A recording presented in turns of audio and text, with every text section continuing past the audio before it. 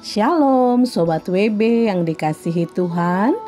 Renungan Harian Wanita Bijak pada hari ini, Jumat 10 Januari 2025, berjudul Pengharapan oleh Ketekunan. Pembacaan firman Tuhan diambil dari Roma 15 ayat 1 sampai 6. Roma 15 ayat 1 sampai 6. Sebelum membaca firman Tuhan, marilah kita berdoa.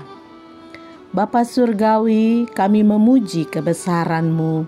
Engkaulah sumber ketekunan dan pengharapan kami. Kami anak-anak-Mu siap untuk membaca dan merenungkan firman-Mu hari ini. Biarlah Roh Kudus-Mu yang akan memberikan kami kekuatan untuk melakukan setiap firman-Mu dalam hidup kami. Dalam nama Tuhan Yesus, kami berdoa dan bersyukur. Haleluya. Amin. Sobat WB, mari kita membaca Roma 15 ayat 1 sampai 6. Beginilah firman Tuhan. Orang yang lemah dan orang yang kuat. Kita yang kuat wajib menanggung kelemahan orang yang tidak kuat, dan jangan kita mencari kesenangan kita sendiri, tetapi setiap orang di antara kita harus mencari kesenangan sesama kita demi kebaikannya untuk membangunnya. Karena Kristus juga tidak mencari kesenangannya sendiri, tetapi seperti ada tertulis, kata-kata cercaan mereka yang mencerca engkau telah mengenai aku. Sebab segala sesuatu yang ditulis dahulu telah ditulis untuk menjadi pelajaran bagi kita, supaya kita teguh berpegang pada pengharapan oleh ketekunan dan penghiburan dari kitab suci. Semoga Allah yang adalah sumber ketekunan dan penghiburan mengaruniakan kerukunan kepada kamu sesuai dengan kehendak Kristus Yesus, sehingga dengan satu hati dan satu suara kamu memuliakan Allah dan Bapa Tuhan kita Yesus Kristus. Demikianlah pembacaan firman Tuhan. Yang berbahagia adalah kita semua yang melakukan firman itu dalam hidup kita setiap hari.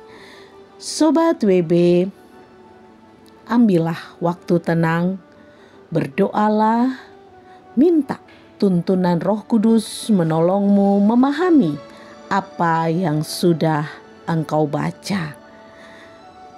Sobat WB, bacalah kembali ayat-ayat bacaan hari ini, temukan kata atau jika ada hal yang Tuhan ingatkan secara khusus kepadamu secara pribadi. Mengapa kita yang kuat wajib menanggung kelemahan orang yang tidak kuat? Dari manakah pengharapan kita? Sobat WB terkasih, ayat ini pasti pernah kita baca ataupun dengar saat dikhotbahkan.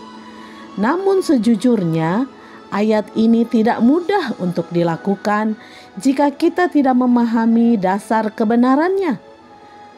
Kalau kita adalah orang yang kuat, maka kita wajib menanggung kelemahan orang yang tidak kuat, dan kita dinasihati untuk tidak mencari kesenangan kita sendiri. Apakah maksudnya? Tidak mempertahankan pendapat kita dan merendahkan pandangan orang lain, sebenarnya itu adalah suatu tindakan menyenangkan diri sendiri. Tidak rela untuk berkorban dan menolong sesama yang justru adalah kesempatan untuk menyatakan dasar kebenaran yang kita pegang. Seperti halnya dengan teladan Kristus yang tidak hidup untuk dirinya sendiri, tetapi untuk kesejahteraan orang lain. Ego kita seringkali lebih menguasai hati dan pikiran kita lebih daripada kebenaran firman Tuhan. Sobat WB, Alkitab memberikan nasihat kepada kita. Sebab segala sesuatu yang ditulis dahulu telah ditulis untuk menjadi pelajaran bagi kita, supaya kita teguh berpegang pada pengharapan oleh ketekunan dan penghiburan dari kitab suci. Jadi, saat kita rela untuk berkorban dan tidak merendahkan pandangan orang lain, kita sebenarnya sedang membangun kerajaan Allah dan mengerjakan kehendak-Nya. Sejujurnya, kita tidak rela terlihat bodoh atau kalah dari yang lain, dan sesungguhnya itu adalah ego, hawa nafsu, dan keinginan daging yang berpusat pada diri sendiri. Sobat WB, hanya jika kita teguh berpegang pada pengharapan oleh ketekunan dan penghiburan dari firman kebenaran yang kita baca dan renungkan sehari-hari, maka kita akan terus bertumbuh dan mengalami perubahan. Hidup kita menunjukkan cara hidup kerajaan Allah. Mari kita memulai dengan respon-respon yang benar, khususnya saat mengalami perbedaan dalam hal pendapat atau pandangan kita dengan orang lain.